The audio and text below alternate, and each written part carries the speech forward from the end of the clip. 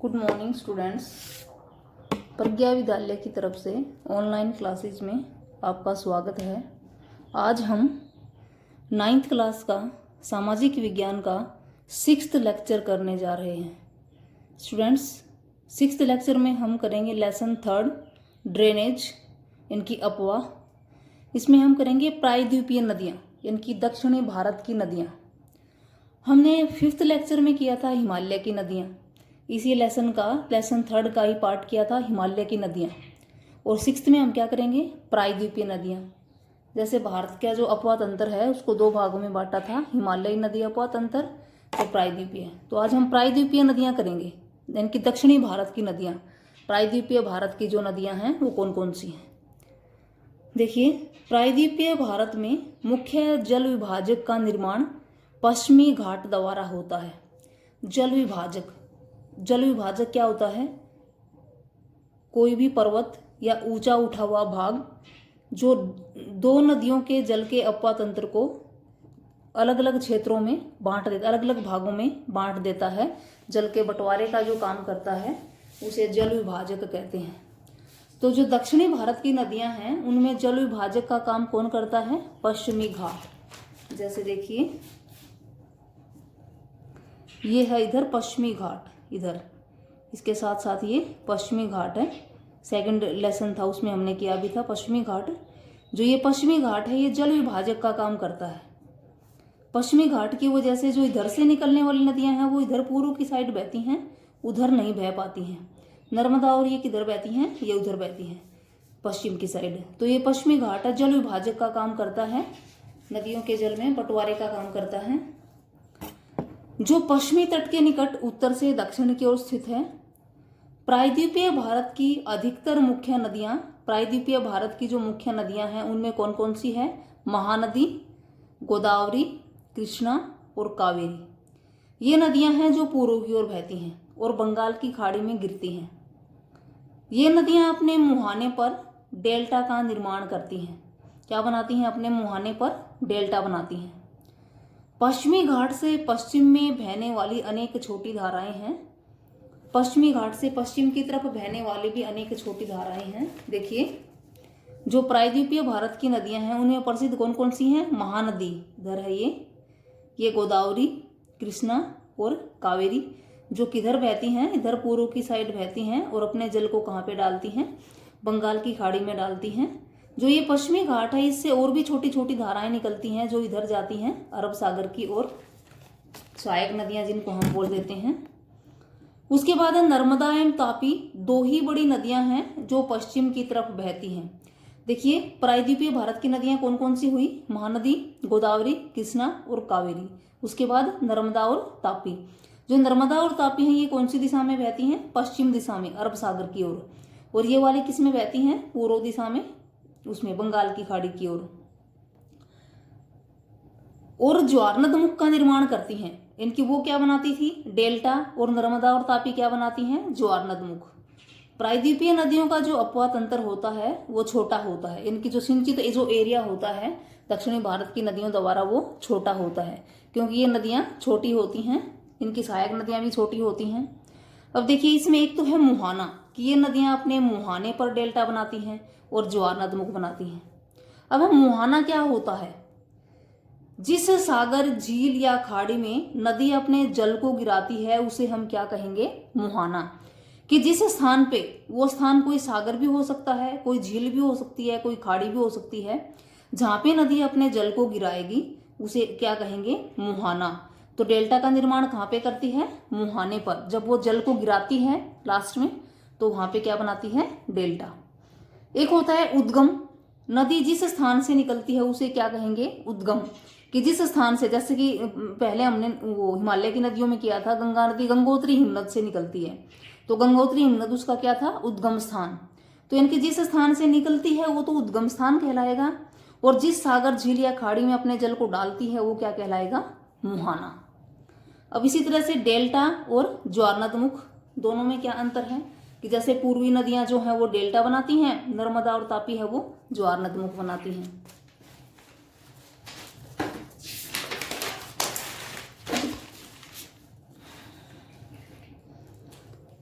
देखिए delta, delta क्या होगा, किसी झील या सागर में गिरने से पहले नदी एक त्रिभुजाकार आकृति का निर्माण करती है जिसे डेल्टा कहते हैं।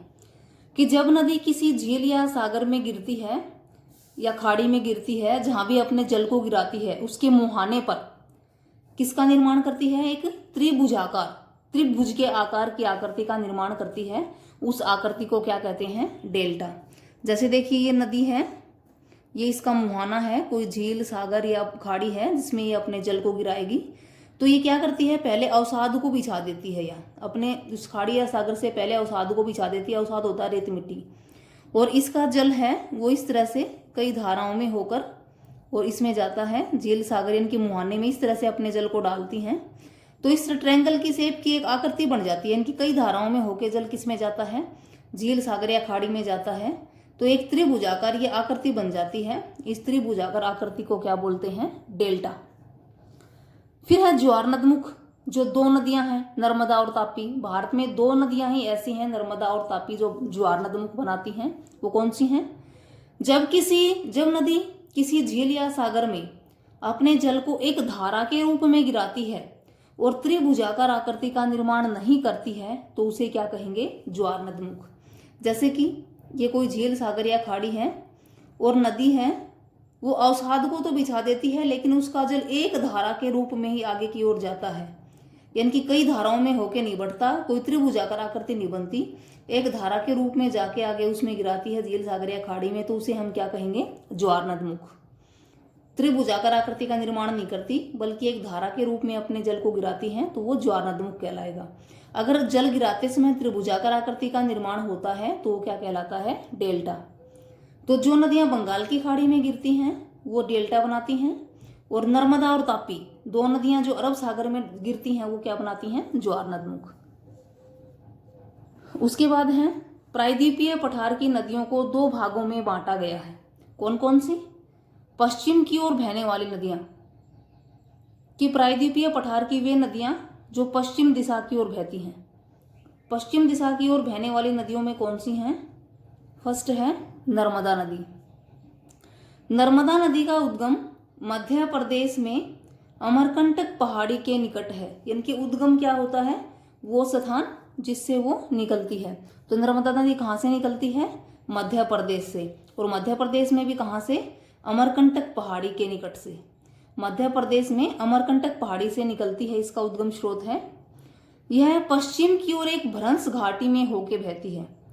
यह किस कौन सी साइड बहती है, पश्चिम दिशा में बहेगी, और किससे होके बहती है, घाटी से, और वो घाटी कौन सी है, भ्रंश घाटी।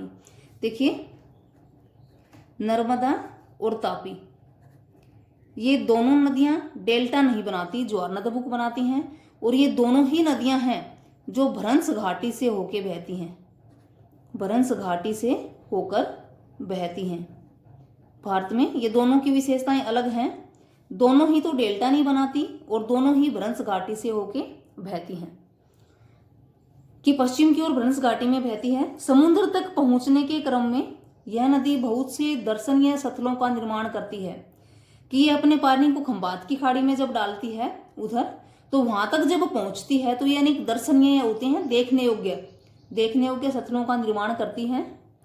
जबलपुर के निकट, जबलपुर है मध्य प्रदेश में, जबलपुर के निकट संगमरमर के सैलों में, संगमरमर इनकी मार्बल की सैलों से होके जब ये जाती है तो यह नदी गहरे गोर्ज से बहती है। गहरा गोर्ज क्या है, एक बहुत ही गहरी घाटी से बहती है। तथा जहां यह नदी तीव्र ढाल से बहती है वहां दर्शनीय जलप्रपात कौन सा, धुआंधार जलप्रपात, एक बहुत ही सुंदर जलप्रपात का निर्माण करती है। उस सुंदर जलप्रपात का नाम क्या है, धुआंधार जलप्रपात। अब देखिए जलप्रपात क्या होता है, कि जब जल ऊंचाई से नीचे की ओर गिरता है, जैसे कि देखिए नदी है इधर से आ रही है और ऊपर से इसका जल किसी ढलान से नीचे की ओर गिरता है एक झरने के रूप में, तो उसे हम क्या कहेंगे, जलप्रपात। तो नर्मदा नदी कौन सा जलप्रपात बनाती है, धुआंधार जलप्रपात बनाती है, और कहाँ बनाती है, जबलपुर में। नर्मदा नदी की सभी सहायक नदियां बहुत ही छोटी हैं, कि नर्मदा नदी की जो सहायक नदियां हैं वो छोटी हैं। इनमें से अधिकतर समकोण पर मुख्य धारा से मिलती हैं। नर्मदा द्रोणी मध्य प्रदेश और गुजरात के कुछ भागों में विस्तृत है। इनकी नर्मदा नदी कौन कौन से क्षेत्रों में है? मध्य प्रदेश से निकलती है और गुजरात के भी कुछ भागों में, गुजरात से होके और खंबात की खाड़ी में अपने जल को डाल देती है। तो इसका जो एरिया है 2 ही राज्यों में है, मध्य प्रदेश में और गुजरात में। देखिए कहाँ से निकलती है? ये है नर्मदा नदी। ये नर्मदा नदी मध्य प्रदेश में कहाँ से निकलती है? अमरकंटक की पहाड़ियों से निकलती है। अमरकंटक की पहाड़ियों से निकलने के बाद किधर बहती है? इधर बहती है पश्चिम दिशा में। ये पूर्व है, पश्चिम दिशा में बहती है। और पश्चिम दिशा में किसमें से बहती है? बरंस घाटी से। बरंस द्वारा इनकी बनी हुई जो घाटियां हैं उन घाटियों से होके बहती है। जब ये पश्चिम दिशा में इधर घाटियों की ओर बहती है तो मध्य प्रदेश में एक क्षेत्र है जबलपुर। उस जबलपुर में ये गहरी घाटी से होके बहती है और कौन सा जलप्रपात बनाती है? धुआंधार जलप्रपात बनाती है। धुआंधार जलप्रपात का निर्माण करती है, जो एक बहुत ही सुंदर दर्शनीय स्थल है। इसकी सहायक नदियां हैं वो बहुत ही छोटी होती हैं। अब ये कौन कौन से क्षेत्र को सींचती है? देखिए मध्य प्रदेश से तो निकली है और इधर गुजरात की साइड जाती है, तो मध्य प्रदेश और गुजरात दोनों में ही जो इसका एरिया है। उसके बाद पश्चिम की ओर बहने वाली नदियों में पहली नर्मदा थी, दूसरी है तापी। पश्चिम की ओर बहने वाली नदियों में जो सेकंड है वो है तापी, तापी द्रोणी। तापी नदी का उद्गम मध्य प्रदेश के बैतूल जिले में सतपुड़ा की श्रृंखलाओं में है। इनकी तापी नदी कहाँ से निकलती है? मध्य प्रदेश से निकलती है, सतपुड़ा की पहाड़ियों से। वो अमरकंटक पहाड़ी से और ये सतपुड़ा की पहाड़ियों से। यह भी नर्मदा के समानांतर एक बरंस घाटी में बहती है। इनकी नर्मदा नदी के साथ साथ बहती है बरंस घाटी में, लेकिन इसकी लंबाई बहुत ही कम है। इसका जो क्षेत्र है कहाँ कहाँ है? मध्य प्रदेश, गुजरात एवं महाराष्ट्र राज्य में है। इसके अतिरिक्त यह तापी द्रोणी, देखिए यह है तापी नदी, ये तो नर्मदा, इसके साथ साथ ये तापी नदी, ये भी मध्य प्रदेश से निकलती है सतपुड़ा की पहाड़ियों से और पश्चिम दिशा में बहती है किसके? नर्मदा नदी के नीचे साथ साथ। इसका जो क्षेत्र है वो कौन कौन से क्षेत्र में है? ये महाराष्ट्र, मध्य प्रदेश और गुजरात। ये 2 बड़ी नदियां हैं जो पश्चिम की ओर बहती हैं। इसके अतिरिक्त पश्चिम की ओर बहने वाली नदियों में साबरमती, माही, भरतपुजा और जो पेरियार हैं वो भी हैं। उसके बाद है पूर्व की ओर बहने वाली नदियां की जो पूर्व दिशा है उसकी ओर बहने वाली नदियां कौन सी हैं? ये तो देखिए पश्चिम की ओर बहने वाली 2 ही नदियां थी, नर्मदा और तापी। फिर पूर्व की ओर बहने वाली नदियां, पूर्व की ओर बहने वाली नदियों में फर्स्ट जो मेन है वो है गोदावरी।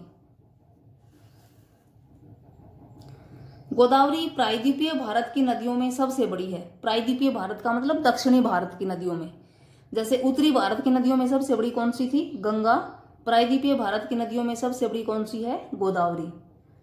कहाँ से निकलती है? यह महाराष्ट्र के नासिक जिले में पश्चिमी घाट की ढालों से निकलती है। महाराष्ट्र के नासिक जिले से निकलती है पश्चिमी घाट की ढालों से। ये है जैसे महाराष्ट्र में एक जिला है नासिक, और नासिक में ये पश्चिमी घाट से निकलती है, महाराष्ट्र के पश्चिमी घाट से निकलती है। इसकी लंबाई कितनी है? 1500 किलोमीटर लंबी है और यह अपने जल को कहाँ पे गिराती है? बंगाल की खाड़ी में डालती है। प्रायद्वीपीय नदियों में इसका अपवाद अंतर सबसे बड़ा है कि दक्षिणी भारत की जो नदियां हैं जैसे नर्मदा, तापी, गोदावरी, कृष्णा, कावेरी, महानदी, इन सब में बड़ी नदी कौन सी है? गोदावरी ज्यादा एरिया को सिंचित करती है। इस नदी की द्रोणी, इस नदी का जो क्षेत्र है कौन कौन से भागों की सिंचाई करती है? राज्यों की, महाराष्ट्र, मध्य प्रदेश, उड़ीसा और आंध्र प्रदेश। इसका जो एरिया है, इसका जो जल है महाराष्ट्र, मध्य प्रदेश, उड़ीसा और आंध्र प्रदेश राज्यों में है। देखिए ये महाराष्ट्र के नासिक जिले से निकलती है पश्चिमी घाट की ढालों से और किधर बहती है? पूर्व दिशा की ओर बहती है और अपने जल को कहाँ पे डालती है? बंगाल की खाड़ी में अपने जल को डालती है। इसकी जो लंबाई है वो 1500 किलोमीटर है और इसका जो अपवाद अंतर है वो प्रायद्वीपीय नदियों में सबसे बड़ा है।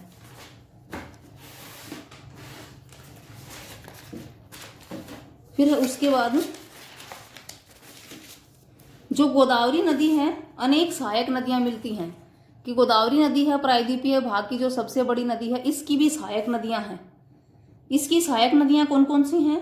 पूर्णा, वर्धा, प्राणहिता, मांजरा, वेनगंगा और पेनगंगा, ये गोदावरी नदी की सहायक नदियां हैं। पूर्णा, वर्धा और प्राणहिता तो छोटी सहायक नदियां हैं, और मांजरा, वेनगंगा और पेनगंगा है वो बड़ी सहायक नदियां हैं। फिर अपने बड़े आकार और विस्तार के कारण, यानी कि ज्यादा बड़े आकार के कारण गोदावरी नदी को दक्षिणी गंगा के नाम से भी जाना गया है। यानी कि लंबे आकार, बड़ा एरिया होने की वजह से गोदावरी नदी का दूसरा नाम क्या है? दक्षिणी गंगा। अब दक्षिणी गंगा ही क्यों कहा गया? क्योंकि गंगा उत्तरी भारत की सबसे बड़ी नदी है, इनकी पूरे भारत की है वैसे तो, और अगर उत्तरी भारत की पूछें तो भी गंगा ही आएगा। तो दक्षिणी भारत की नदियों में सबसे बड़ी गोदावरी है, तो इसको क्या नाम दे दिया गया? दक्षिणी गंगा। उसके बाद है महानदी।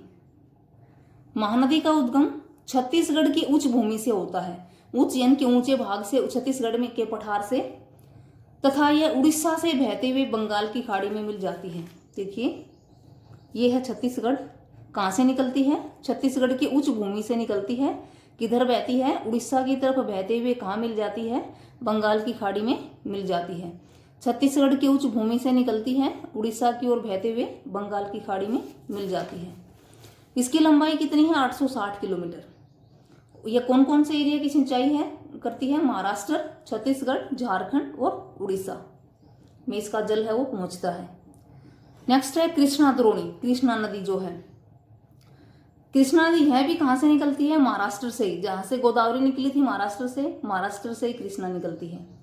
यह नदी महाराष्ट्र के पश्चिमी घाट में महाबलेश्वर के निकट एक स्रोत से निकलकर बंगाल की खाड़ी में अपने जल को डालती है। देखो निकलती कहाँ से है?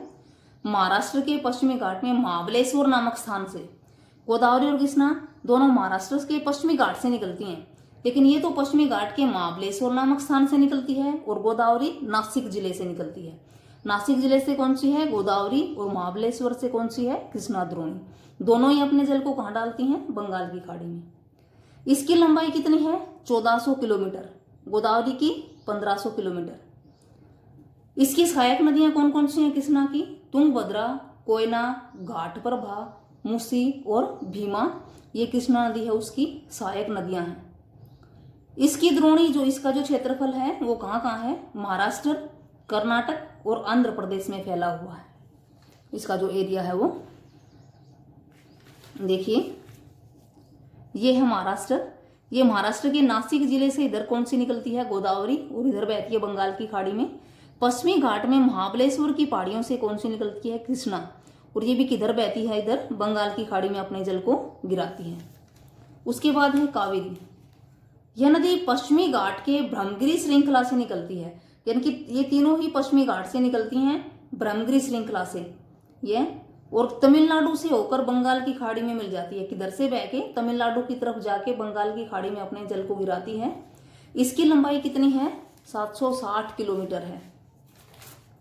देखिए ये है कावेरी, पश्चिमी घाट में निकलती है ब्रह्मगिरी की पहाड़ियों से, कर्नाटक में से, और किधर बहती है? तमिलनाडु की तरफ से होके किस में मिल जाती है? बंगाल की खाड़ी में मिल जाती है। इसकी लंबाई 760 किलोमीटर है। इसकी सहायक नदियां कौन सी हैं? अमरावती, भवानी, हेमावती और काबिनी। ये कौन कौन से एरिया की सिंचाई करती है? कर्नाटक, केरल में भी इसका जो जल है वो पहुंचता है, और तमिलनाडु, केरल और कर्नाटक में इसका जो एरिया है वो है। देखिए स्टूडेंट्स, आज हमने प्रायद्वीपीय भारत की नदियों के बारे में अध्ययन किया है। एक बार फिर से देखिए, प्रायद्वीपीय भारत की नदियों को हमने दो भागों में बांटा है, पश्चिम की ओर बहने वाली और पूर्व की ओर बहने वाली।